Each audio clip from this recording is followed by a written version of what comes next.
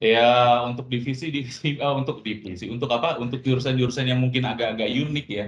Ya di industri kan ya biasanya tuh ada lowongan MT atau apa. Nah, itu biasanya sih akhirnya gue pakai strategi itu sih. Jadi masuk ke apa MT. Nah, di sini MT kan kita belajar semuanya ya. Gitu. Kita belajar bisnis, kita belajar produk, kita belajar risk management, kita belajar legal compliance, IT bahkan ya. Jadi hampir semua aspek kita pelajarin. Jadi ya udah setelah itu tinggal kita ukur sama kemampuan kita nih. Kayak gua tuh lebih suka di mana? Gua itu orangnya lebih suka berinteraksi sama orang. Lebih suka tuh apa kayak dulu waktu gua SMA kuliah gue lebih suka berorganisasi, gue suka bikin acara dari awal sampai akhir. Gue suka mengkoordinir itu ya. Ketika gue kerja ya ada satu divisi yang membuat gue sangat tertarik ya pada saat itu. Ya akhirnya gue pilih ya itu sih, business and product development. Akhirnya kecebur sampai sekarang. Cukup lama juga di dunia produk sampai ya terakhir ini masuk ke PMO. Apa sih dari benang merahnya ya sebenarnya semua ilmu yang ada di business and product development itu ya which is bisa relate kemana-mana sih. Nah, salah satunya sekarang yang PMO ya. Kalau dulu saya yang bikin produk, sekarang saya mau overview semua project yang berjalan di satu perusahaan. Itu sih singkatnya ceritanya. Oke, oke, menarik banget nih Kak Ipin. Terus mungkin aku bakal langsung jump in aja ke pertanyaan-pertanyaannya kita sambil sekalian ngobrol. Nah, kalau misalnya kita lihat nih dari background-nya Kak Ipin, mulai dari karir path-nya ya, mulai lumayan bervariatif nih, mulai dari business partnership, terus ke produk juga, sampai ke ke project management kan. Nah, kok bisa sih Kak bervariatif itu? Tantangannya apa? Dan kalau dari Kak Ipin sendiri tuh yang paling seru apa nih? Kenapa? Oke, oke. Ya, thank you ya, Dina ya. Nah, sebenarnya sih menurut saya di tiga bidang yang tadi ya masih ada benang merahnya sih. Kayak frameworknya kurang lebih sama ya.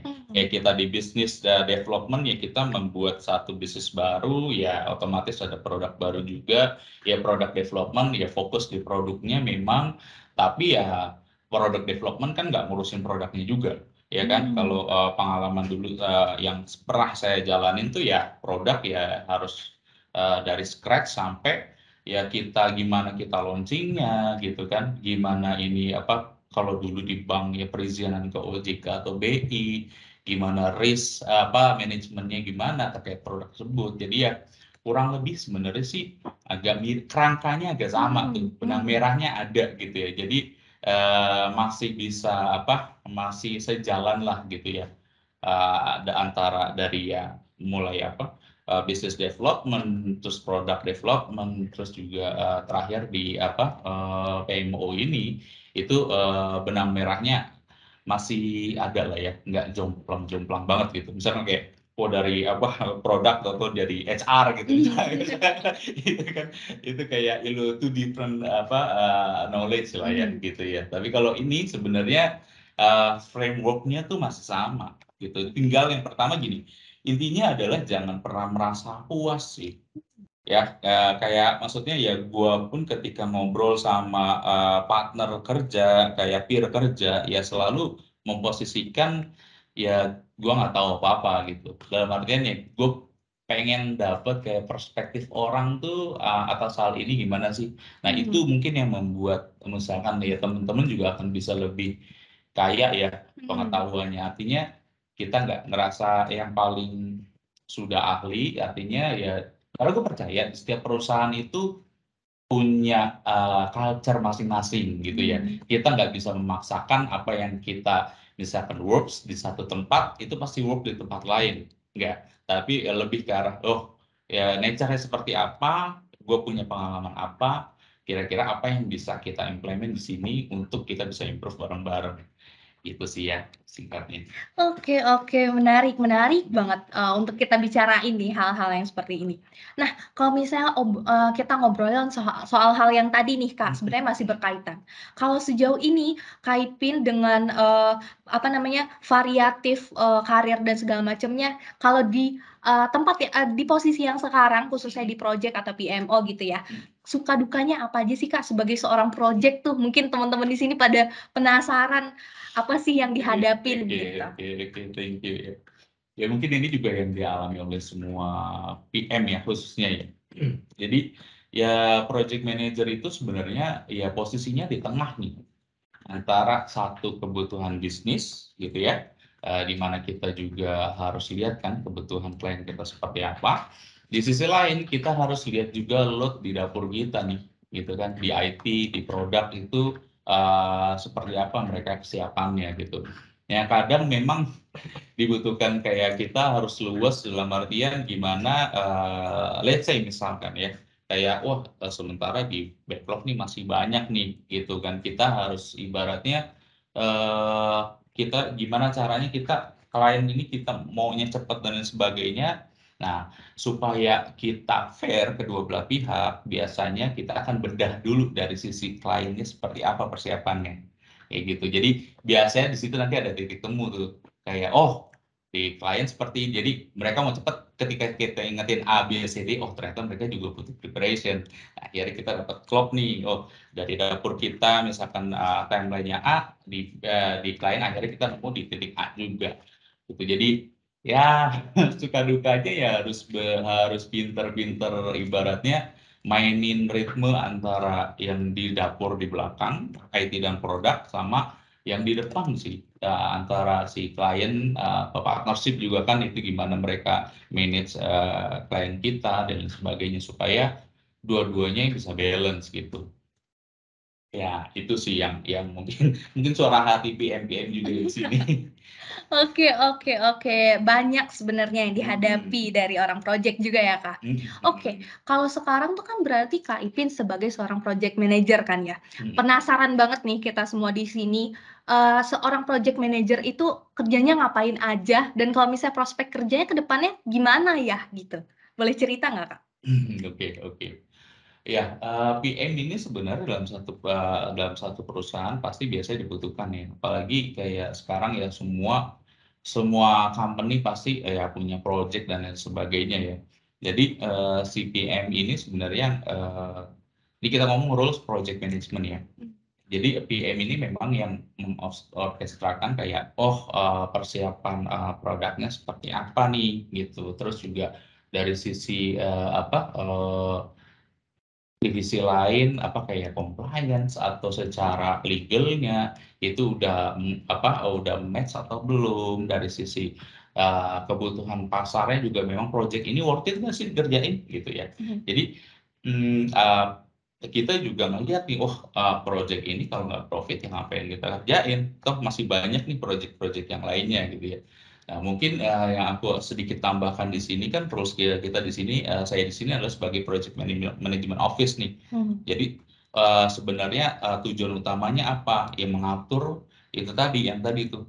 Ini, dari partnership pasti banyak nih pipeline masuk dan lain sebagainya. Tapi kan kita lihat juga kemampuannya gimana nih, kemampuan kita di dapur kita gitu. Ya di situ kita harus bisa memprioritaskan mana project yang memang secara kualitas, dan secara revenue generator itu memang lebih, baik antara satu project dan project yang lainnya gitu ya. Mhm. Itu satu. Yang kedua, gimana kita juga meng-improve proses project yang ada di sini nih, gitu.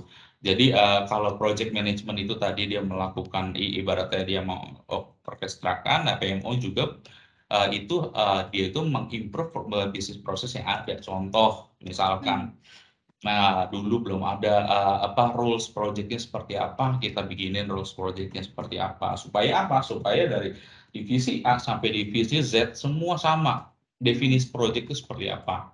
Itu satu. Yang kedua, oke udah jalan nih ya, Mhm. kita bikin juga, oh ini udah jalan tapi masih manual, ya kan. Mhm. Kadang-kadang mungkin dokumennya ada yang di mana di mana di mana dan sebagainya. Nah kita improve prosesnya. Dari yang tadinya manual kita bikinin sistem nih, gitu. Oke, sistemnya udah ada. Oh, nanti ada lagi, konekin ke sistem yang lain dan lain sebagainya. Supaya apa? Kualitas project yang kita lakukan itu jadi semakin baik, baik secara kualitas ataupun secara proses gitu.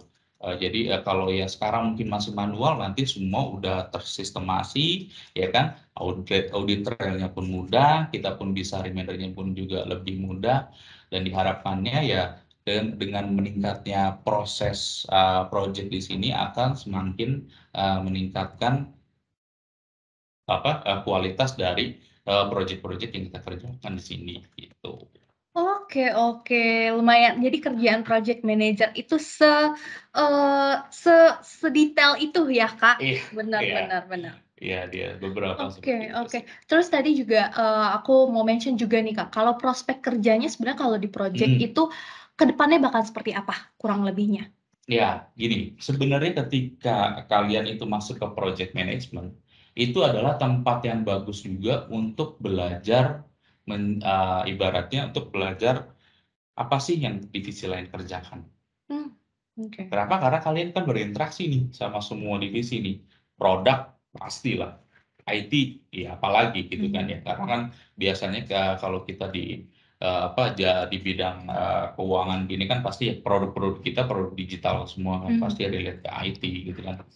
Di sisi lain juga kita tahu oh ternyata satu project itu atau kalau kita mengeluarkan satu produk baru butuh risk assessment nih. Nah, itu kan kita banyak banyak banyak ilmu yang bisa kita serap di sini.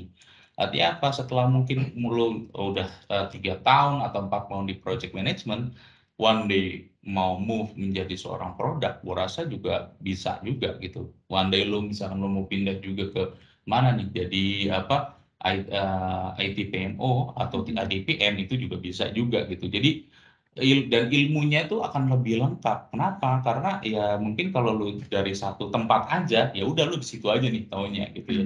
Tapi di sini punya kesempatan lu bisa mengasah sense risk manajemennya, bisa mengasah sense secara legalnya juga gitu. Karena one time kalau kita ternyata kita butuh assessment lebih dalam, ya kita sampai masuk ke dalam situ gitu ya. Jadi kalau dibilang prospek kerjanya gimana? Sangat menarik ke depannya sih, tapi balik lagi kalau kaliannya ya benar-benar memaksimalkan ya, maksimalkan apa yang ada nih di sini. Karena ini benar-benar ya di kesempatan langka sih sebenarnya kalau kalau memang berkesempatan masuk ke PM ataupun PMO ya, karena itu rules-nya itu di sini cukup luas dan bisa belajar banyak lah intinya itu. Oke oke. Jadi gitu ya teman-teman yang penasaran. Jadi seorang project manager itu bekerjanya seperti apa, terus project ke depannya itu sebenarnya kalau misalnya kita lihat-lihat yang tadi tuh menarik banget ya, Kak. Oke oke. Mungkin, aku pertanyaan selanjutnya adalah mungkin kita balik lagi ke background pendidikannya Kak Ipin tadi nih, yang dari jurusan kriminologi and then sekarang, jump into career path yang lumayan bukan lumayan lagi, emang sangat menarik. Nah, boleh cerita nggak, Kak, gimana sih hari pertamanya Kak Ipin, seorang Kak Ipin, masuk ke dunia profesional, and then apa aja nih yang Kakak pelajarin mulai dari, awal background pendidikan seperti itu sampai ke profesional karirnya? Oke, ini kalau boleh jujur sih first day di kantor tuh kayak ibarat kata lemas ke hutan belantara sih.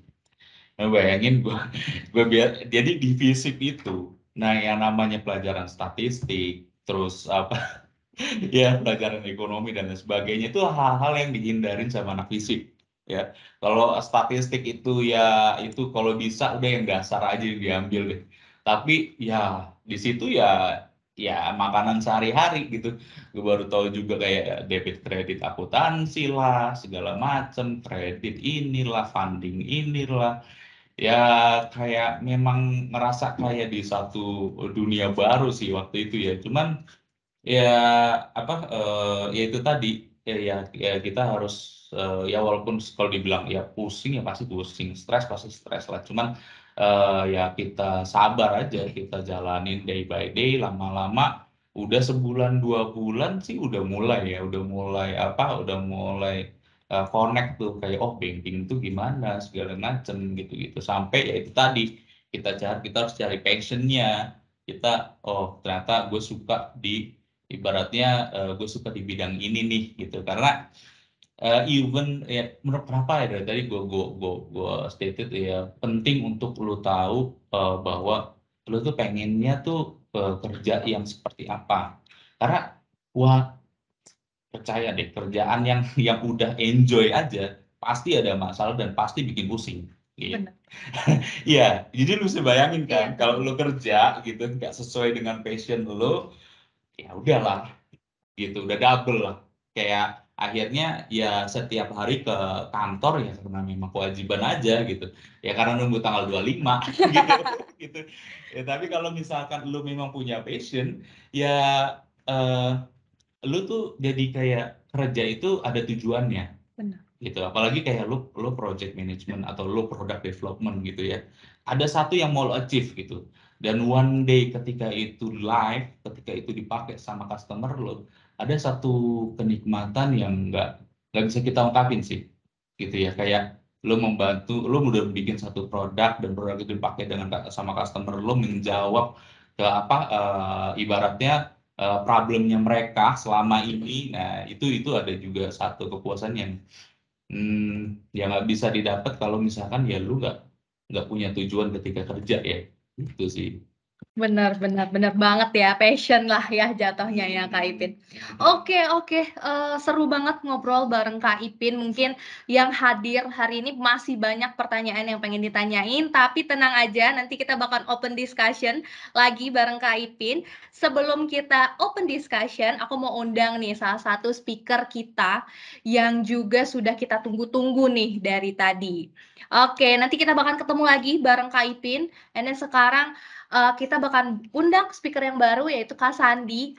Sebelum kita ngobrol, aku bakalan share dulu nih. Fun fact dari Kak Sandi itu adalah bisa makan makanan yang sama selama 1 tahun di 365 hari. Oke, coba kita undang. Halo Kak Sandi. Halo. Gimana kabarnya Kak? Baik, kabarnya luar biasa. Oke, Kak. Aku penasaran banget, mungkin yang hadir di sini juga pasti penasaran banget, gimana ceritanya sih Kak bisa makan makanan yang sama di selama 1 tahun atau 365 hari ini? Oke, jadi sebenarnya ini karena terpaksa kali ya. Oke. Antara terpaksa atau ya emang suka gitu. Jadi waktu itu ada masanya saya berada di Surabaya gitu ya, selama setahun. Di situ sarapannya itu ya pilihannya nasi pecel atau warteg atau apalah ya, saya nggak tahu. Nah cuma mungkin karena waktu masih muda males mikir, jadinya ya udah setiap hari keluar rumah belinya nasi pecel gitu karena dia ada di depan rumah gitu. Dan kebetulan nasi pecelnya enak. Oke. Iya, setiap hari makan nasi pecel untuk sarapan. Oke. Gitu. Sempet ngerasa ini nggak sih Kak, bosen? Aduh, nggak mau nasi pecel lagi nih. Sempet ngerasa bosen nggak? Ada sih, ada bosen, tapi kalau dibandingkan bangun pagi pilih makan nasi pecel atau mikir sarapan apalagi, saya lebih mikir untuk pokoknya automation-nya itu nasi pecel gitu. Oke, yang mana paling cepet gitu ya, yang penting perut cepet. keisi. Iya. Oke. Kak Sandi, yang hadir hari ini sudah penasaran banget buat ngobrol bareng Kak Sandi. Mungkin kalau misalnya saat ini Kak Sandi sebagai senior partnership manager, boleh diceritain nggak sih Kak, seorang Kak Sandi itu passion-nya apa sih? Oke, kalau passion sebenarnya sih banyak ya. Dari dulu passion tuh kayak ganti-ganti terus gitu ya. Cuma yang menarik buat saya itu kalau saya tarik benang merahnya adalah lebih ke mempelajari satu hal baru sih. Jadi kalau ketemu hal baru, ide yang liar gitu, terus kita explore itu satu hal yang bisa membuat saya tiba-tiba energinya naik banget gitu ya. Passion itu kalau saya relate-nya sama energi kali ya. Jadi begitu explore ide baru, apa itu tiba-tiba jadi semangat banget gitu. Nah itu saya definisikan passion sih ke sana sih. Oke. Mungkin nanti kita bakal gali lebih dalam nih soal passion-nya Kak Sandi. Yeah. Kak Sandi, aku lihat kalau misalnya kita lihat nih dari background-nya Kak Sandi, apa sih yang membuat Kak Sandi yang dari awal sampai menjadi seorang Kak Sandi yang hari ini nih? Boleh cerita nggak kita? Boleh di-share nggak ke kita? Oke, kalau saya sebenarnya traits-nya dari dulu sama, nggak berubah. Ini kalau yang saya refleksikan ke diri saya sendiri, apa sih yang sebenarnya membantu saya dalam hidup untuk bertahan hidup ya. Kalau saya lihatnya itu adalah berani ambil resiko. Oh, Jadi oke. dalam pekerjaan itu semua ada resikonya, pasti. Awal saya bekerja, tanggung jawab yang saya ambil hanya mungkin dua kerjaan. Semakin bertambahnya kapasitas kita, otomatis selama mungkin beberapa waktu ngerjain dua kerjaan tersebut, pasti kan kita udah expert lah ya. Kalau kita udah expert, jangan puas di sana, kita tambahin lagi responsibility baru gitu ya. Berusaha untuk ambil resiko, misalnya ada tantangan baru, jangan takut, tapi harus berani ambil gitu, karena itu adalah pelajaran penting gitu. Dan semakin dijalanin, semakin itu dikoleksi, yang tadinya ada sifatnya tantangan, lama-kelamaan menjadi apa ya, sebuah kebiasaan gitu ya. Jadi kita berani untuk mengambil tantangan baru, open minded, lebih seperti itu sih. Oke, menarik. Terus Kak, kalau misalnya kita masih ngomongin soal background ya Kak Sandi nih ya. Kak Sandi ini kuliah di jurusan Information Management, benar ya Kak? Information system. Information System Management, benar nggak? Ya, betul. Nah, tapi sekarang Kakak sebagai seorang business partnership expert nih. Boleh diceritain nggak, kok bisa sih dari seorang information system sampai sekarang menjadi karirnya berada di business partnership? Apakah alignment-nya itu di mana sih Kak gitu? Oke, sebenarnya alignment-nya balik lagi. Jadi gini, waktu itu awal mula saya masuk ke sistem informasi itu karena saya suka main game online. Oke. Jadi awalnya dari situ, terus kuliah, bingung mau kuliah apa, akhirnya udah ambil komputer. Ambil komputer mikirnya mau bikin game, gitu kan, idealis, ambisius gitu. Tapi ternyata ya mungkin belum jalannya gitu. Nah akhirnya waktu itu, ketika saya semester akhir itu saya freelance untuk jadi web developer. Jadi waktu itu saya tuh programming web mulai dari Scratch yang HTML sama CSS aja sampai pakai framework CMS kayak Joomla, WordPress gitu ya. Lama-kelamaan kerja freelance tuh yang saya tarik benang merahnya, yang saya suka tuh apa? Yang saya suka tuh ternyata jualannya ke orang. Oh, oke. Jualannya ke orang terus dapat duitnya. Nah, itu senangnya di situ ternyata.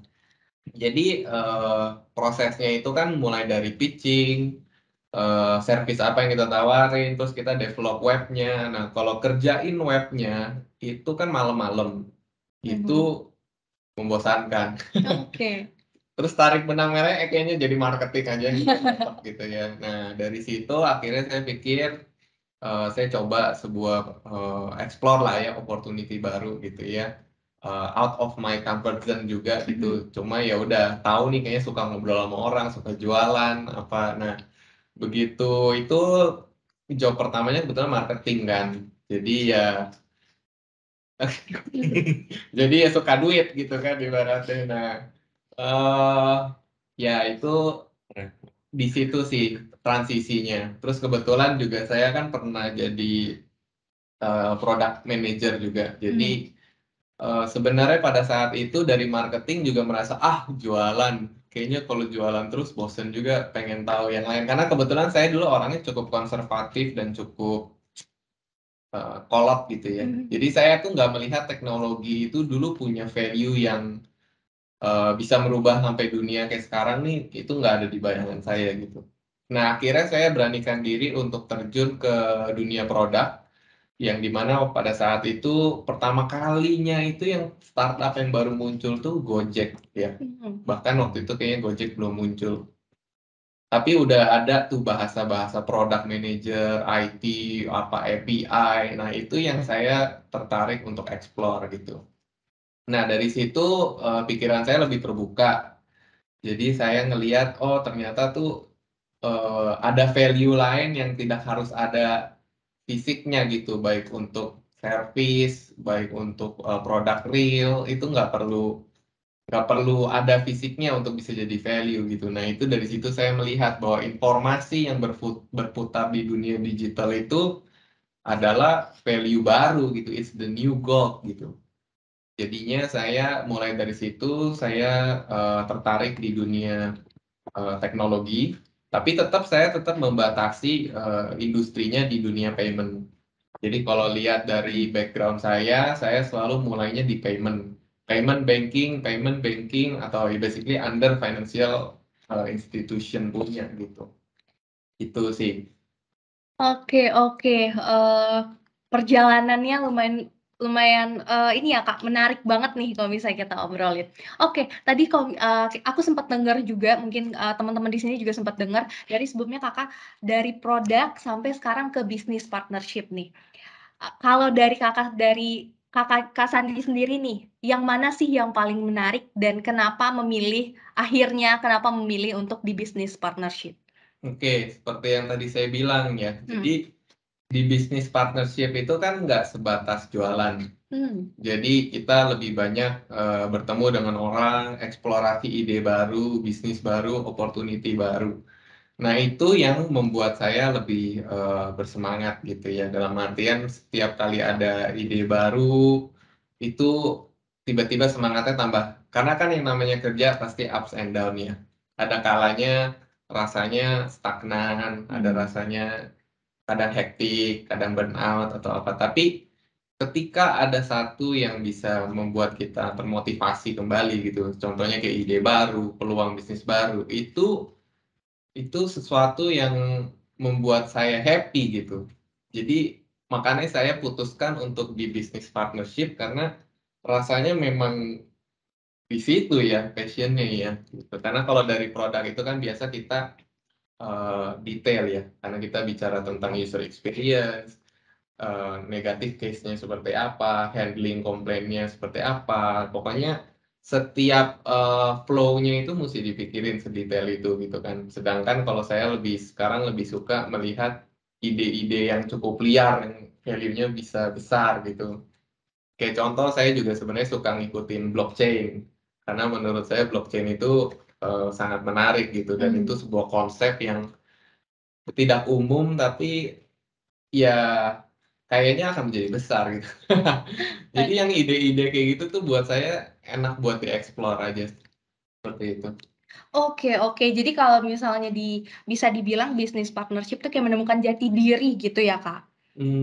Gitu nggak? Bisa dibilang. Oke. Mungkin pertanyaan selanjutnya nih, Kak. Boleh di-share nggak ke kita magic word-nya seorang Kak Sandi itu supaya tetap semangat buat kerja, passion buat kerja, itu apa sih, Kak? Magic word. Iya. Magic word-nya ya intinya sih jangan pernah menyerah. Terus belajar seperti yang tadi Ipin atau Mas Arief juga bilang. Intinya sih kita never stop learning ya. Karena di saat kita merasa sudah cukup dan merasa udah nggak mau menerima input gitu ya, di situ hidup itu kayaknya berhenti berkembang sih. Jadi intinya anggap aja setiap hari itu adalah hari yang baru, anggap semua itu adalah pelajaran baru sih. Oke. Gitu. Bisa jadi catatan nih buat kita yang masih mencari sukanya di mana sih, passionnya di mana nih. Oke, thank you banget Kak Sandi. So, abis ini kita bakal open discussion. Kalau misalnya teman-teman di sini yang punya pertanyaan buat Kak Arief, buat Kak Sandi, boleh banget langsung diketik aja, dikirim aja ke kolom chat. Nanti bakalan aku bacain supaya kita bisa denger nih sama-sama. Sebenarnya dari perspektifnya Kak Sandi dan Kak Ipin itu seperti apa gitu ya. Oke, kita sudah kembali lagi bersama Kak Ipin juga. Jadi kalau tadi kita masing-masing, sekarang kita bakal langsung nih sekali dua gitu ya. Oke, Kak Sandi dan Kak Ipin, aku mulai dari aku dulu ya. Sebenarnya kan kalau dilihat nih dari background-nya Kak Ipin dan Kak Sandi ini sebenarnya kan mirip-mirip nih, kurang lebih mirip-mirip lah gitu. Di titik mana sih atau kapan sih Kak Sandi atau Kak Ipin ini menemukan, wah, gue tuh sukanya di sini, gue itu passion-nya di sini nih, sampai menjadi seorang Kak Sandi dan Kak Ipin yang sekarang ini. Boleh siapa dulu? Silakan. Oh, Oke, baik, Kak Ipin silakan. ya. Kalau ditanya kapan, ya itu tadi gue sih lumayan dapat privilege ketika gue memulai karir gue ya, karena gue masuk MT, di situ gue belajar semua divisi gue masukin, gue pelajarin semuanya. Kapan gue dapat passion ketika ya gue magang waktu itu di product development sih. Karena kayak gue tuh bukan tipikal orang yang bisa melakukan hal yang sama setiap hari berulang-ulang. Itu akan jenuh gue sih. Bisa nggak bisa, mungkin, tapi ya akan ya udah gitu, kayak ya kerja ya udah gitu, nggak ada tujuan, cuma ya udah melakukan ritual yang sama setiap hari gitu ya. Makanya saya sangat tidak cocok di operation. Oke.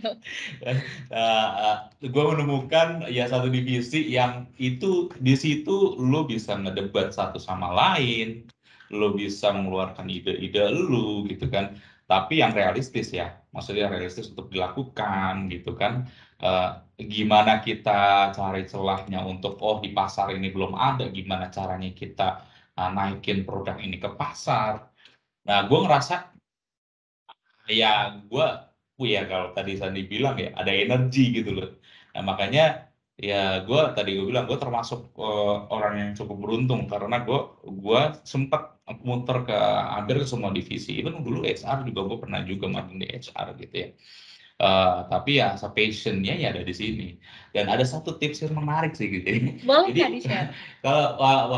kalau mungkin kalian nanti ada yang ke MT atau dan lain sebagainya, itu pasti ada sesi yang namanya sesi paneling gitu ya, kayak kita disuruh present project gitu kan. Dan biasanya kalau MT soalnya kuota paling banyak itu biasanya marketing ya atau sales. Oke.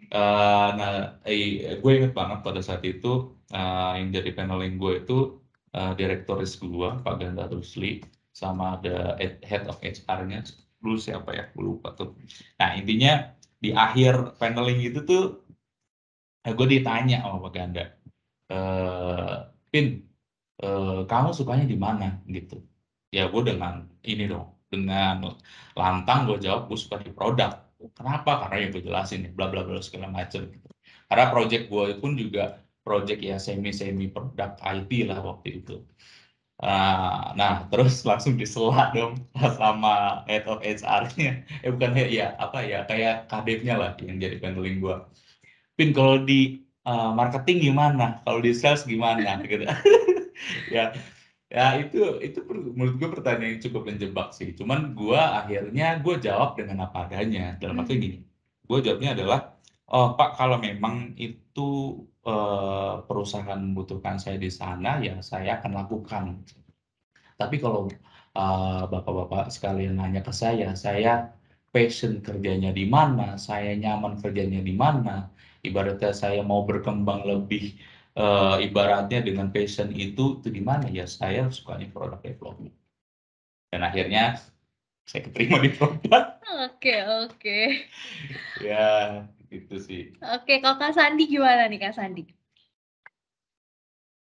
Kalau saya, boleh diulang tadi? Jadi nih, kan tadi background pendidikannya Kak Sandi dan Kak Ipin ini mirip-mirip kan. Gimana sih tahu atau pas kapan nih tahu kalau posisi yang sekarang itu menjadi seorang Kak Sandi yang sekarang itu kapan gitu? Oke, sampai sekarang sebenarnya ditanya tahu 100% yakin atau enggak, saya nggak bisa jawab 100% yakin. Oke. Tapi yang namanya hidup itu menurut saya jalanin aja. Dan semua itu nggak akan bisa terjawab kalau kita nggak lakukan. Jadi pada prinsipnya kayak motonya ini nih, brand olahraga, just do it. Oke. Jadi sebenarnya lakukan aja sampai, karena kalau kita bicara nih idealis gitu, wah kayak dulu ya, saya punya mimpi itu ya jadi developer game misalnya. Cuma kan pada faktanya bisa dilakukan atau enggak, terus apakah ternyata pada saat dijalani saya suka atau enggak, itu kan beda cerita ya. Jadi sampai kita menemukan titik equilibrium atau keseimbangan itu saya rasa ya jalanin aja dulu gitu kan, karena kita nggak pernah tahu. Yang pasti jalanin dengan, kuncinya adalah jalanin dengan sukacita. Kenapa? Karena dengan pikiran itu sangat mempengaruhi. Kalau kita menjalani sesuatu dengan pikiran nggak enak, ya pasti nggak enak hasilnya. Tapi kalau pikiran kita penuh dengan sukacita, mindset yang terbuka, open up to challenge, saya yakin suatu hari akan menemukan bahwa oh kayaknya balance hidup saya di sini, gitu kan. Saya sukanya seperti ini, gitu. Ya nggak menutup kemungkinan kalau 10 tahun lagi ternyata saya jadi atlet bulu tangkis gitu kan, nggak ada yang tahu kan kalau saya suka Benar, bulu benar, tangkis gitu benar. kan. Cuma ya intinya seperti itu. Tapi ya untuk sekarang apa yang ada di depan, apa yang kita bisa lakukan yang terbaik gitu ya, ya lakukanlah. Karena ibaratnya jangan sampai kita berpikir untuk melakukan hal yang besar, tapi hal kecilnya kita nggak mau lakukan gitu kan. Jadinya ya mana bisa nyampe ke sana gitu. Jadi ya lakukanlah dengan sukacita gitu. Oke, oke. Berarti bicara soal mindset ya, Kak Sandi. Oke. Ya, betul. Ngomongin soal mindset nih, aku punya pertanyaan juga. Kalau dari Kak Sandi dan Kak Ipin nih, mindset apa sih yang harus dipunyain seorang business person itu? Boleh, siapa dulu? Mau gantian atau Kak Ipin lagi? Saya dulu Pak. Boleh, Yes. boleh. Oke. Kalau dari sisi mindset itu tadi, jadi kita harus tahu batasan, itu yang pertama. Mhm. Batasan itu apa? Batasan itu tergantung konteksnya nih. Kalau misalnya di dunia financial industry itu kan ada batasan secara regulatori, ada batasan secara teknis, batasan secara bisnis juga. Nah, di samping itu adalah foundation awalnya. Tapi begitu kita udah naik ketemu orang, berdiskusi terkait ide, eksploratif, bisnis apa yang bisa dikerjain, value apa yang bisa dijual, itu udah benar-benar harus open-minded.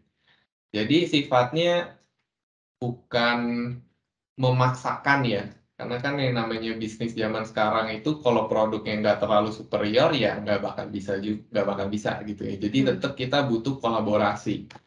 Nah, dengan adanya kolaborasi, dengan open mindset, diskusi dengan orang, itu pasti akan tercipta, muncullah beberapa ide atau value-value yang sebenarnya bisa ditonjolkan gitu. Jadi kalau dibilang dari sisi mindset ya harus open minded pasti. Tapi definisi open mindednya ada batasan-batasan tadi itu yang harus dipikirin juga. Oke, menarik. Kalau dari Kak Ipin sendiri gimana nih Kak soal mindset seorang business person? Iya, mungkin gue lebih ke ini ya, ke product development atau business development yang apa ya, yang point of view-nya ya. Kurang lebih sebenarnya mirip sih, cuman gue tambahin beberapa poin kayak yang pertama ya lo harus ini ya, never stop learning ya. Artinya kayak apalagi kita sekarang di dunia digital gitu, itu nggak ada yang abadi lah ibaratnya. Perubahan itu pasti ada ke depannya gitu. Jadi memang dibutuhkan kita harus se-open mungkin supaya kita nggak kaku menerima perubahan-perubahan yang ada gitu. Kayak kita percaya ini pasti ini works terus sampai akhir zaman lah ibaratnya ya. Ya udah lagi kita udah lihat apa kayak sejarah-sejarahnya, ya nggak ada yang abadi lah. Ibaratnya semua itu berevolve, semua itu pasti berkembang. Nah sekarang gimana kita tuh memang harus siap dengan perkembangan yang ada gitu ya. Kayak ya contoh simpel lah. Dulu orang ibaratnya nggak pernah ada yang mikirin naik ojek pakai handphone, Betul. ya kan? Begitu itu masuk dar, wah pasti ada segregasi itu pasti ada gitu. Tapi yang mencoba melawan itu sekarang gimana? Udah jadi driver Gojek semua, Iya. itu kan. Nah, artinya apa? Yang bertahan, yang tetap pakai ya sekarang ya nggak tahu ya. Saya sih udah jarang lihat ojek mangkalan gitu. Even pangkalan dia juga pasti online juga gitu kan. Nah, itu jadi kayak kita jangan pernah berhenti belajar, kita harus open minded juga. Supaya apa? Supaya kita ya bisa bertahan dan kita bisa terus berevolusi ya, ibaratnya berevolve. Karena sekarang perkembangannya ini ya masif banget gitu. Kalau tadi Sandi bilang blockchain dan lain sebagainya, sekarang mungkin masih sebagian orang masih kayak apa gitu ya, itu hal apa gitu, cuman ya kita you never know gitu ke depannya, atau mungkin ada hal baru lagi. Nah, kurang lebih ya gitu sih. Jadi poinnya adalah kita jangan pernah alergi menerima perubahan. So ya, we learn, we adopt ya, then we do it loh, mau nggak mau gitu. Oke, thank you banget Kak Ipin dan Kak Sandi, insight-nya yang sangat bakalan jadi insight baru nih buat kita yang hadir siang hari ini. Oke, mungkin next question-nya adalah, sekarang kan kalau misalnya tadi kita ngomongin soal perubahan zaman dan segala macam. Aku penasaran nih, kalau dari sisi Kak Ipin dan Kak Sandi sendiri nih, tadi tuh sebenarnya Kak Sandi sempet share ya, kalau gimana sih ketika baru lulus tuh pengennya dijadikan uang gitu kan ya. Dan di zaman yang sekarang, di era yang milenial ini, apa sih di zaman yang sekarang itu dimana semua hal tuh pengen dijadikan cuan. Kurang lebih sama sebenarnya, sama yang sudah sempat di-mention dari Kak Sandi sendiri.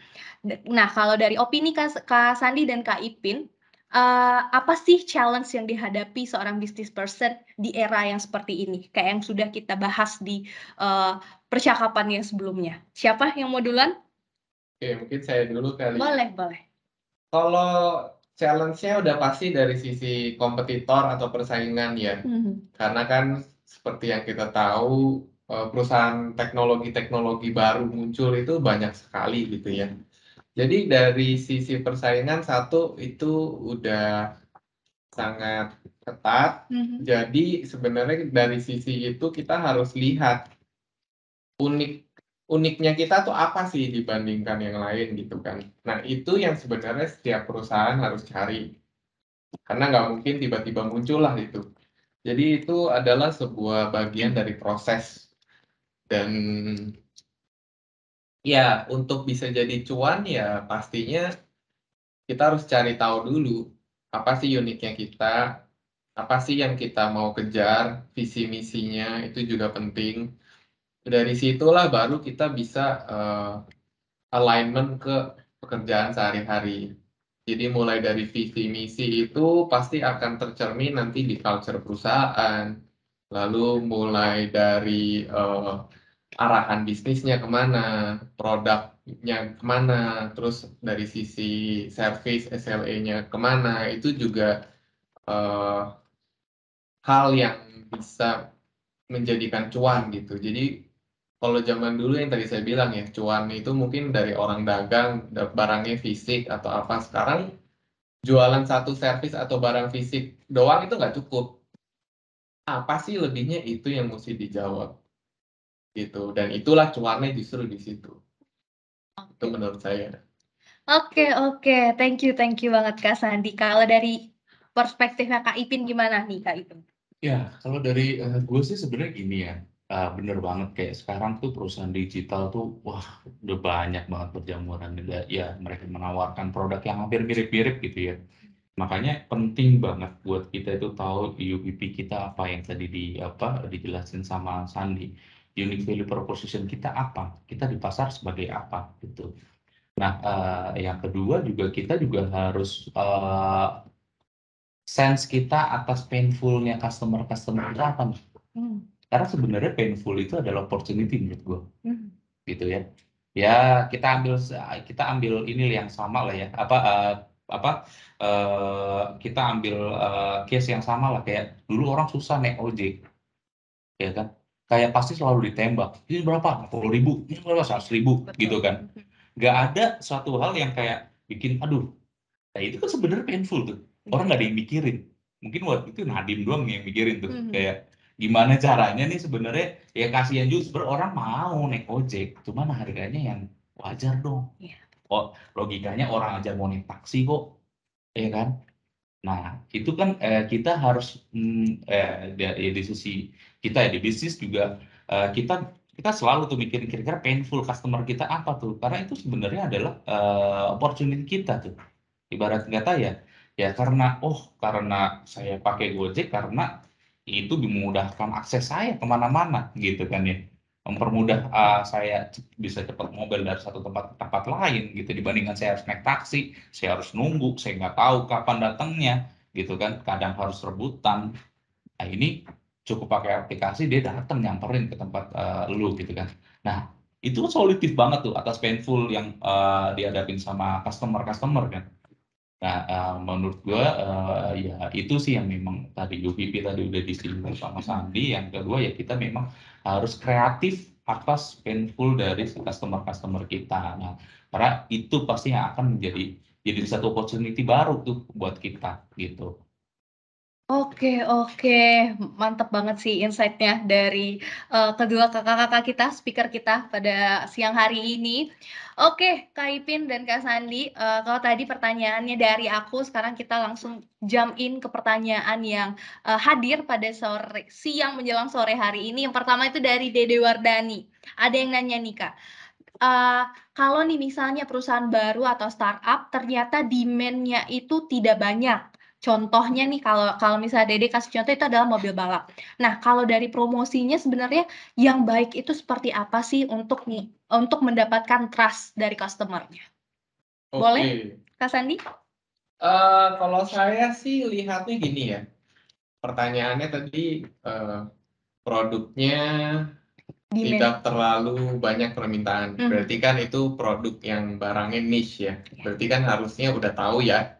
Kalau orang mau bikin produk yang niche kayak mobil balap, udah tahu target marketnya siapa.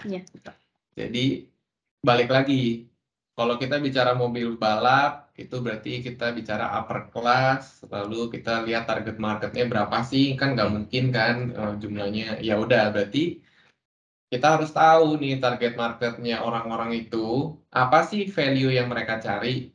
Kalau saya lihatnya mobil balap, ya pasti handlingnya mesti enak, mesti kencang, tapi mesti aman. Benar kan? Ya udah, berarti gimana caranya kita meningkatkan trust dari sisi itu, gitu kan. Jadi kalau ditanya trust itu kan sebenarnya macam-macam. Trust akan sebuah brand itu bukan cuma trust. Gue percaya nih brand ini. Kenapa lu percaya? Nggak tahu, kan nggak gitu. Kayak contoh kita bicara mobil. I trust Volvo. Kenapa Volvo? Aman, nabrak juga nggak penyok. Karena itu Volvo. Karena itu brand yang dibuat sama Volvo. Jadi untuk ningkatin trust, ya mesti tahu dulu gitu apa sih yang mau ditonjolin, unique value-nya itu apa. Nah, kalau yang tadi saya bilang ya mobil balap ya pokoknya harus cepat, aman, handlingnya enak, udah ya udah jual di situ. Menurut saya seperti itu. Dan itu bisa jadi trust-nya customer. Oke, thank you Kak Sandi. Kak Ipin gimana Kak Ipin? Ya, kalau dari gue sih mungkin gue nambahin dari marketing point of view kali ya. Kalau kita lihat sih misalnya kita mau jual mobil balap nih, lo mobil balap baru tadi masalah spek tadi udah disinggung lah sama Sandi lah ya gimana. Tapi yang terpenting juga menurut gue yang pertama karena ini produknya tadi niche market, ya kita harus masuk ke komunitas. Kita harus tahu tuh komunitasnya itu di mana, gitu kan ya. Karena apa? Ya nggak mungkin lu jualan mobil balap lu main asal buka booth gitu di mall dan lain sebagainya, ya nggak tahu juga gitu kan ya apakah itu akan berhasil atau enggak. Tapi akan lebih efektif ketika lo tahu, karena biasanya yang niche market ini pasti punya komunitas gitu kan. Nah ketika lo tahu komunitas itu dan lo masuk ke komunitas itu, ya mungkin mereka akan ada responnya nih, ya tadi akan dipertanyakan kayak handlingnya seperti apa dan lain sebagainya gitu loh. Dan yang kedua, nah gimana caranya lo dapat trust? Salah satunya adalah ya mau nggak mau lo harus punya BA gitu kan ya. Produk ini produk mahal nih, ya kan.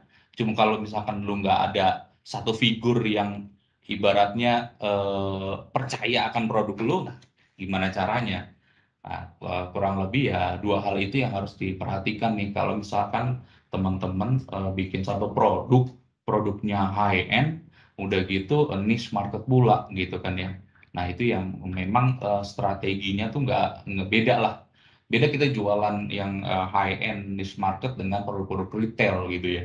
retail mah itu beda lagi strateginya gitu. Jadi ya balik lagi ya itu tadi UVP itu penting. Yang kedua menurut gue adalah harus tahu komunitasnya itu di mana. Karena barang-barang itu nggak akan hidup tanpa ada komunitas biasanya. Oke, oke. Wah, insight baru banget sih buat kita semua di sini. Thank you Kak Sandi dan Kak Ipin. Oke, pertanyaannya masih dari Dede. Sebenarnya sih masih sedikit related. Jadi Dede di sini mempertanyakan ada nggak sih strategi untuk ngelihatin kemampuan entrepreneur nih, tapi masih di startup. Gimana? Kak Ipin dulu, Kak Sandi dulu? Boleh, boleh. Oke. Mungkin gue sedikit sharing ini, tapi ini bukan pengalaman gue sih, pengalaman temen gue. Karena ini pertanyaannya entrepreneur. Iya, betul. Kalau gue jawab, ya, gue nggak pernah menjadi seorang entrepreneur kan jadi kesannya ini. Iya. Tapi gini, dari teman-teman gue yang yang memang mereka memutuskan untuk menjadi seorang entrepreneur ya. Ya, entrepreneur itu nggak bisa dilakukan saat masih di startup, itu nggak bisa. Lo harus fokus. Lo mau bikin startup nih, ya lo harus fokus gitu. Karena temen gue ada yang tadinya tuh dia sambil kerja dan sebagainya, ya nggak fokus, kerjanya juga mungkin ya ibaratnya asal kerja gitu, dan startupnya juga nggak kemana-mana karena waktunya juga tersita dengan kerjaannya dia. Sampai akhirnya ya ada satu teman gue yang lain yang memang fokus dari awal nih, ya dia nggak kerja gitu ya, tapi ya balik lagi ya, namanya entrepreneur. Mungkin ini curhatan teman-teman gue yang entrepreneur juga sih ke gue gitu kan. Ya entrepreneur itu mungkin kita lihatnya enak gitu ya, punya perusahaan dan lain sebagainya. Ya kalau kita kerja, kita punya waktu kerja Senin sampai Jumat. Mereka tuh even sampai Sabtu Minggu tuh masih ngomongin kerjaan, pikirin kerjaan gitu. Kayak nggak ada waktunya sebenarnya, nggak ada unlimited gitu. Kayak karena namanya problem kerjaan ketika lo punya perusahaan kan pasti ada aja tuh, iya kan. Jadi menurut gue sih ya kalau yang lo mau menjadi seorang entrepreneur itu memang suatu keputusan besar yang harus ibaratnya lo pilih, lo kerja atau lo menjadi seorang entrepreneur. Karena yang udah sih ya gue nggak tahu, mungkin ada ya yang berhasil juga sambil kerja sambil punya entrepreneur. Cuman yang udah pernah gue lihat sih mereka ya harus fokus di satu pilihan, either lo mau kerja atau lo mau bikin satu entrepreneur. Kalaupun lo mau nyambi, tetap harus ada orang kepercayaan yang fokus di sana. Itu temen gue ada yang kayak gitu, tapi ya dia akhirnya ujung-ujungnya hanya kayak komisaris kali ya jatuhnya, atau sebagai pemegang saham, nggak doing exactly ya as entrepreneur itu. Oke, oke. Kalau dari Kak Sandi gimana, Kak? Kalau dari saya itu sebenarnya gini, entrepreneur itu kan mentality ya. Entrepreneur itu adalah sebuah mental menurut saya, maksudnya mindset dan mentality. Jadi kalau kita lihat strateginya gimana untuk memperlihatkan mentality itu ya pasti gini. Orang itu yang pertama harus punya visi yang jelas. Misinya lalu apa? Kayak contoh, kita bicara Elon Musk gitu. Visinya gampang, nerbangin orang ke Mars. Gede kan? Misinya apa? Yaitu adalah breakdown strategi eksekusi. Nah, yang penting itu untuk memperlihatkan strategi entrepreneur adalah itu dulu yang pertama. Visinya apa, mau kemana, cara nyampainya gimana. Lalu selanjutnya fase startup. Nah, fase startup itu kan untuk mulainya kan, misinya. Nah, itu tadi oke, step 1 harus apa, harus apa, harus apa. Nah, tapi seiring jalannya waktu, step 1, step 2, step 3 itu kan nggak mungkin semuanya lancar gitu ya. Pasti ada ups and down. Nah, yang namanya entrepreneur itu kan berarti mentalitinya gimana? Biasanya selama visinya itu jelas dan orang tersebut percaya dengan visinya dia, itu akan tumbuh secara nggak langsung mental entrepreneurnya itu, yang dimana kayak tadi temennya Ipin kerja Senin sampai ketemu Senin lagi. Ya itulah, karena dia percaya visinya bisa dilakukan. Jadi salah satu strateginya itu ya pertama ya pastikan visinya itu visi yang solid, yang kita percaya. Yang kedua, misinya bisa dilakukan. Yang ketiga, komit. Itu adalah salah satu strategi menunjukkan kemampuan entrepreneurship kita. Karena ya namanya entrepreneurship nggak gampang. Oke. Oke, gimana Dede? Sudah cukup menjawab kah? Atau ada pertanyaan lain? Boleh kasih kita sign? Oke, very clear. Thank you banget Dede. Thank you juga Kak Sandi dan Kak Ipin buat bantuan insight-nya. Oke, kita lanjut ke pertanyaan selanjutnya, masih dari teman-teman yang hadir sore hari ini. Itu dari Suryo Prasetyo. Ada yang mau nanya nih, apakah ada tips nggak sih kalau misalnya kita switch role nih ke project management? Apa yang harus diperhatikan? Dan apakah learning by doing itu untuk saat ini masih efektif nggak sih buat dilakukan? Siapa dulu yang mau jawab? Kak Ipin ya? Oke, boleh. Oke. Apa nih kalau lu switch role dari yang mungkin sebelumnya apa jadi project management ya? Mungkin yang pertama lo harus lakuin adalah lo harus pelajarin dulu roles project di perusahaan itu seperti apa, ya. Karena balik lagi, even orang yang sudah punya mungkin role sebelumnya sebagai PM juga dari satu tempat ke tempat lain, itu pasti akan ada nature yang berbeda. So tadi gue bilang never stop learning, ibaratnya jangan penuhin gelas lo, jadi selalu kosongin. Ya, lo belajar dulu tuh di situ seperti apa, gitu ya. Apa roles-rolesnya seperti apa, jalur koordinasinya seperti apa, gitu. Jadi kalau ditanya learning by doing masih bisa nggak? Bisa banget. Lu punya background, ya, lu punya background satu kerjaan di tempat sebelumnya gitu ya. Ya jangankan yang udah punya background ya. Ya kayak dulu gue fresh graduate masuk aja, ya gue belajar ya bisa gitu. Ya apalagi lu yang udah professional hire gitu kan. Lu udah pernah gimana kerja sama-sama orang, gimana menghadapi orang dengan berbagai uniqueness-nya gitu kan. Nah, menurut gue sih ya sangat-sangat bisa dilakukan. Cuman itu tadi pelajarin dulu gimana ritmenya gitu, dan jangan pernah takut untuk bertanya, dan jangan pernah takut untuk kayak wah gue nanya ini kelihatan bego atau enggak ya. Itu menurut gue hilangin hal-hal kayak gitu. Karena sampai detik ini pun gue kalau nggak ada hal yang gue nggak tahu, ya gue nanya. Even ke siapapun ya, nggak cuma ke bos gue gitu ya, kayak ke tim gue, ke peer gue gitu loh. Karena apa? Karena gue percaya, maksudnya ya mungkin nggak akan semua sama lah. Mungkin hal yang sama di tempat A, di tempat B mungkin jadi bukan A, jadi A1 atau A2 gitu. Nah, itu yang kita ya ibaratnya yang kita harus mentalitinya kita jaga seperti itu, supaya apa?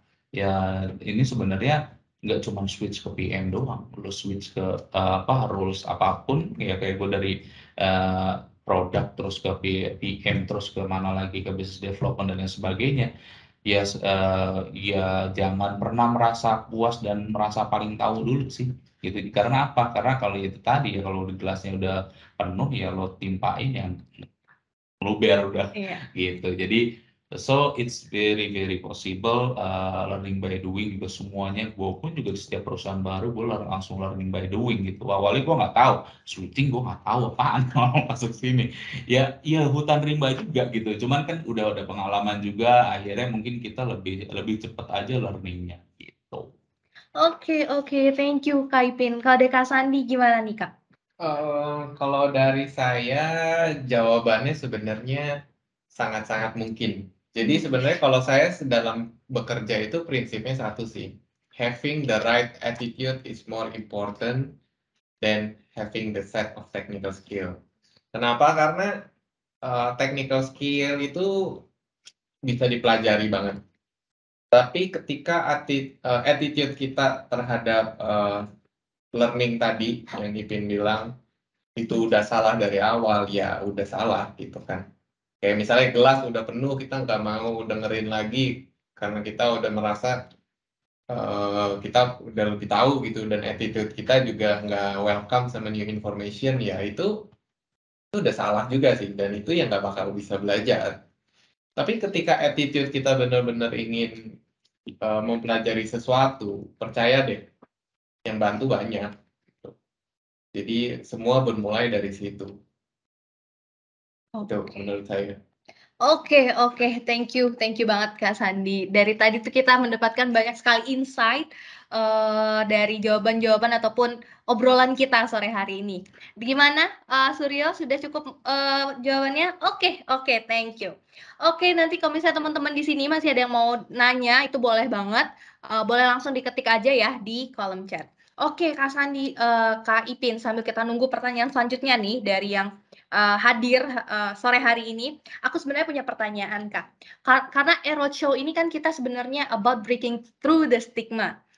Pertanyaannya adalah, emang iya nggak sih, Kak, orang bisnis tuh harus seorang extrovert? Gimana nih pendapatnya Kak Ipin sama Kak Sandi? Oke. Siapa dulu nih? Ya, gue dulu ya. Ya, Oke. Kalau ditanya apa orang bisnis harus ekstrovert atau enggak, nah tadi balik lagi nih pasarnya di mana? Apakah itu pasar retail atau itu corporate? Nah itu kan pendekatannya beda tuh, gitu. Lalu mungkin statement orang sales harus ekstrovert kalau di retail itu mungkin ada benarnya, gitu ya. Karena lu langsung terjun ke ke begitu ke end customer satu-satu dan lain sebagainya, dan memang itu ya introvert bisa nggak? Bisa, tapi memang butuh ekstra banget ya, gitu ya. Karena aslinya kan ya agak apa ya, agak sulit berinteraksi dengan langsung dengan banyak orang gitu. Itu kalau retail. Tapi kalau misalkan kita bicara pasarnya, pasar corporate ya, gue rasa sih masih bisa sih. Karena kan apa, ketika customer kita itu kita jualannya ke corporate ya, kita hanya berinteraksi dengan ya PIC-nya itu. Artinya apa? Sebenarnya ya lebih fokus lah dibanding kayak lu kayak retail, misalkan lu jualan rokok atau apa gitu kan. Itu bener-bener kayak lu harus ke bawah nih gitu kan. Harus touch masing-masing ke distributor apa segala macam, dan itu memang lahannya ekstrovert biasanya ya. Tapi kalau misalkan kayak lu manage company, menurut gue sih ya introvert ambivert masih bisa sih, bisa untuk apa menghandle, karena ya mereka lebih kayak manage orangnya tuh nggak terlalu banyak, dalam artian PIC-nya tuh jelas sih asik BCD gitu. Lu nggak kayak yang langsung jeder masuk ke bawah langsung berhadapan sama orang banyak dan sebagainya, nggak gitu. Justru kan introvert biasanya lebih sering lebih suka mikir. Nah, mikirnya dalam artian kayak mungkin strategi seperti apa ya, mungkin bisa lebih masuk ke mereka. Kalau kalau menurut gue sih gitu ya. Oke. Kalau dari Kak Sandi gimana nih, Kak, soal stigma ekstrovert orang bisnis? mirip sama Ipin. Jadi sebenarnya ambivert, introvert, extrovert bisa aja sih. Yang penting where your confidence. Jadi intinya kalau masalah introvert atau ambivert atau extrovert gitu ya, itu kan balik lagi ke masalah apakah kita nyaman berada di publik atau lain sebagainya. Cuma kalau pendekatannya kayak tadi person to person, atau mungkin ya udah di satu ruangan bersama 5-6 orang gitu ya.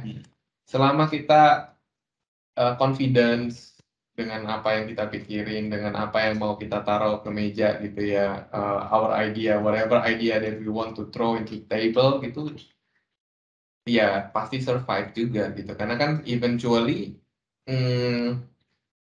apa sih win-winnya? Bisnis value apa yang bisa ditawarin?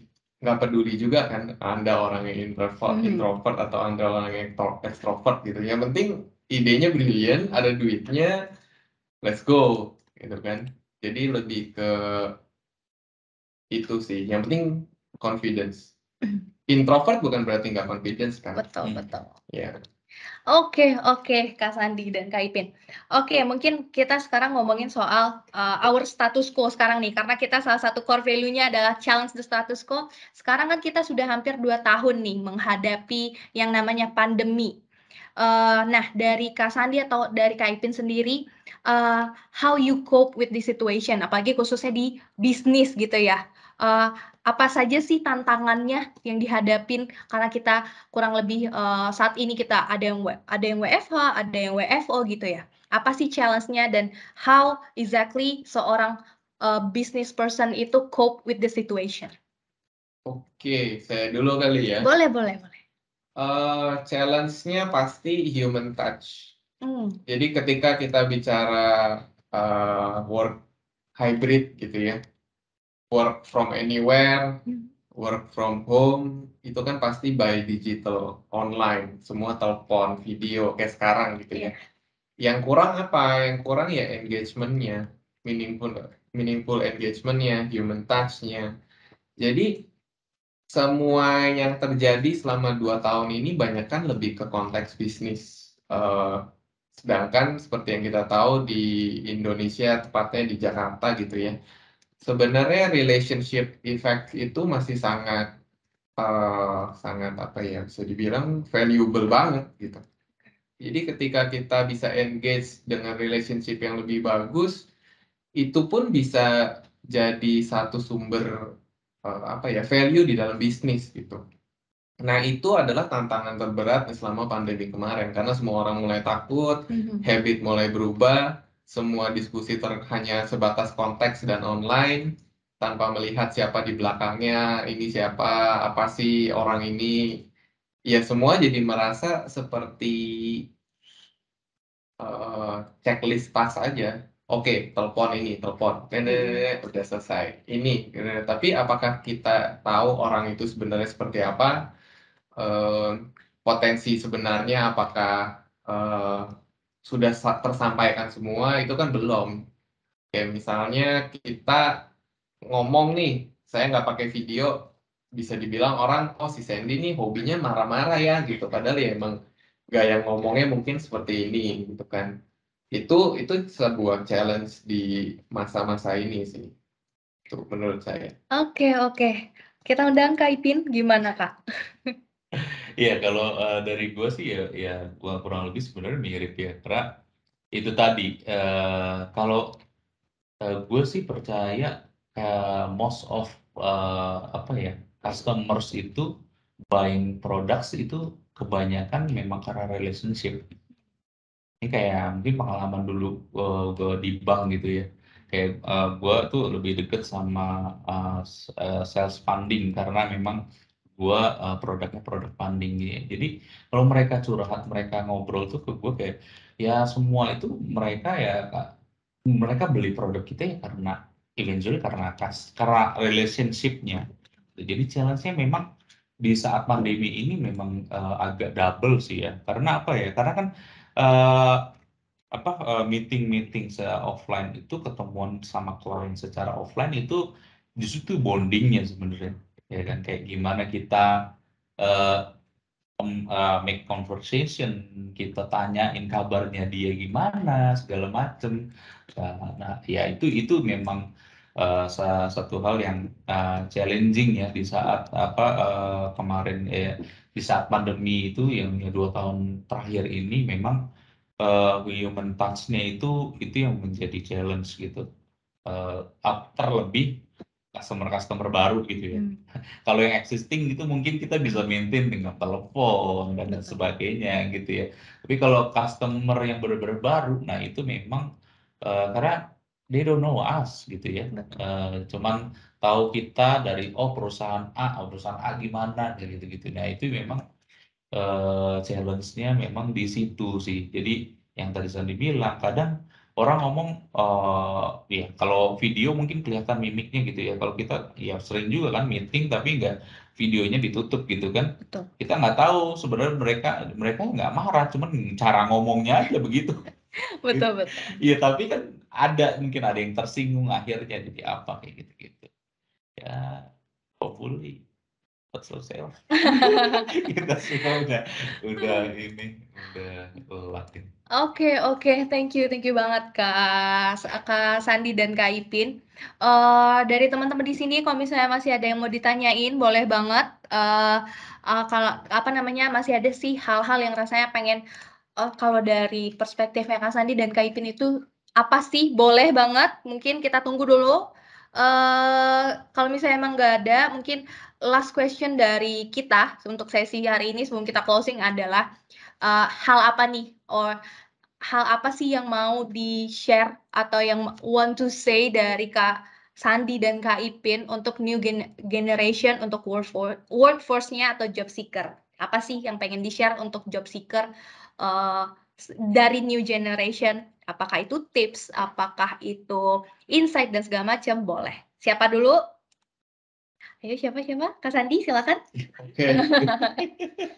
Ya kalau dari saya sih yang tadi ya, maksudnya having the right attitude right now is more important. Nah, kalau untuk di workforce ya, karena itu dia tadi, attitude tuh menurut saya makin kesini makin hilang, bukan hilang sih, maksudnya bias ya, karena udah percampuran banyak culture gitu ya, kita udah ya as we know sekarang di workplace banyak orang yang toxic, ada banyak perpaduan culture gitu, tapi jangan lupa bahwa having the right attitude in any way, mulai dari tempo seliro, habis itu mulai dari cara berpakaian, mulai dari cara komunikasi, how we treat older people, itu semua masih penting menurut saya. Karena kenapa? Ya technical skill is one thing, itu yang harus dipelajari gitu ya. Tapi kalau dengan attitude yang salah atau apa ya nggak bagus juga karena kita hidup di workforce ini perlu bantuan pasti dari sekeliling kita, dari peers kita, superior kita, dari mungkin staff under kita, semuanya kita perlu gitu. Cuma dengan attitude yang benar, semua itu bisa align, harmoni. Kalau itu aja udah nggak harmonis gitu ya, trust me, it's going to be difficult. Jadi ya itu sih kuncinya. Oke, thank you Kak Sandi. Kak Ipin gimana Kak? Ya, kalau gue sih sedikit nambahin ya. Jadi itu benar banget. Kayak attitude itu adalah benar-benar satu persyaratan pokok ya kalau dibilang ya. Ibaratnya gimana lu bisa sukses di satu industri gitu. Karena apa? Ya karena ketika lu bekerja kan itu berhubungannya sama orang, ya kan? Kalau orang yang peers atau partner lu dan lain sebagainya merasa nggak puas dalam artian kok si itu attitude-nya gitu ya, walaupun mungkin lo pinter gitu ya, ya networking-nya nanti akan apa ya, dan akan mengalami kesulitan lah ibaratnya. Karena itu tadi ya ibaratnya menurut gua kerjaan tuh rutinitas, bisa dipelajarin gitu loh. Artinya ya kalau lo attitude lo baik, ya lo pasti akan berusaha dong mempelajari kerjaan lo, gimana caranya mengembangkan proses kerja lo jadi lebih bagus gitu. Ya lo kasih the best the best result lah untuk pekerjaan lo gitu ya. Dan satu lagi menurut gua ini untuk generasi-generasi yang masing-masing muda gitu kali ya. Gua itu di saat gua masih ibaratnya masuk pertama kali kerja nih, itu gue bener-bener gue pelajarin semua divisi ini ngapain apa segala macam loh. Artinya apa? Itu adalah momen gue untuk menyerap knowledge yang ya kedepannya ya pasti berguna lah.